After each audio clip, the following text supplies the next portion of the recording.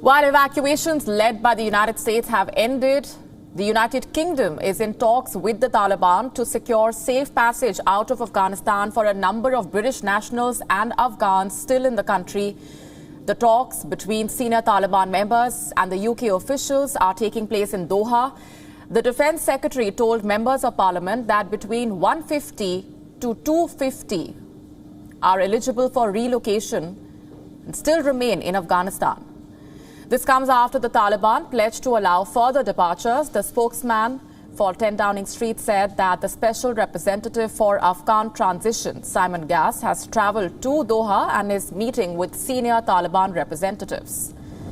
In addition to the talks with the Taliban, the UK government said it was sending 15 crisis response specialists to Pakistan, Uzbekistan and Tajikistan to assist in getting more people to the United Kingdom. They are expected to arrive in the next 48 hours, with the focus on helping UK nationals, interpreters and Afghan allies who were employed by the UK and those Afghans judged most at risk.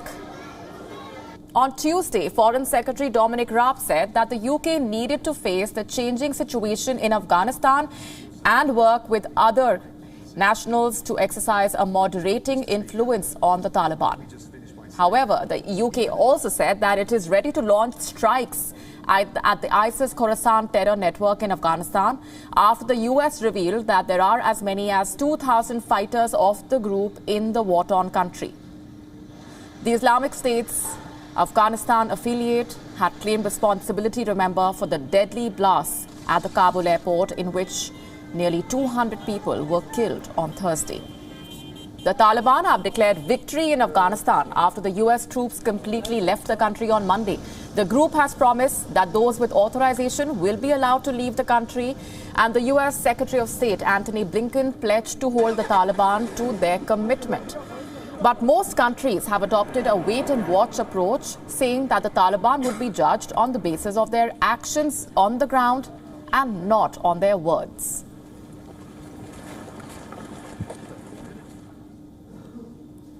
And with us for more on these developments is our London Bureau Chief, Mandy Clark. Hi, Mandy. Tell us more about how far these talks have gone at this point.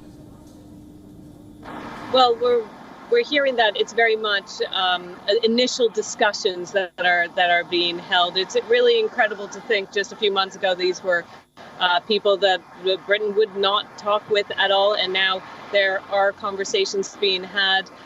It is to see if they can get safe passage for those left behind. There are thousands of Afghan staff and also people who hold British passports who are still in Afghanistan that weren't able to be evacuated. So it's looking to ensure that they can safely and unhindered reach those border points, whether it is to Pakistan or to flights out. Of course, there is no commercial flights yet going in back to Afghanistan, and all the evacuation flights have stopped.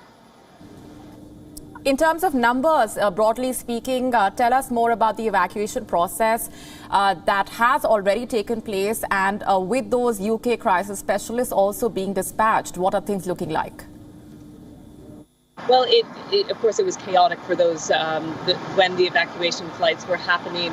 There were a lot of information that constantly kept changing because of the threat from ISIS. Around 17,000 people who needed to be evacuated, both who are British and also support staff, are said to have been evacuated and now are in the UK. But of course, there's around 7,000 others that have been left behind. So the planning has been unclear right now, and there has to be more of that to continue. But many of the people, there has been lots of reports from British nationals on the ground saying they haven't heard anything, that they're hiding out in places away from the Taliban because they have not been able to get any communications from the UK government, and they're very concerned for their safety on the ground. So it does seem for many of the people that are waiting to hear to find safe passage that they are in fear of their lives on the ground.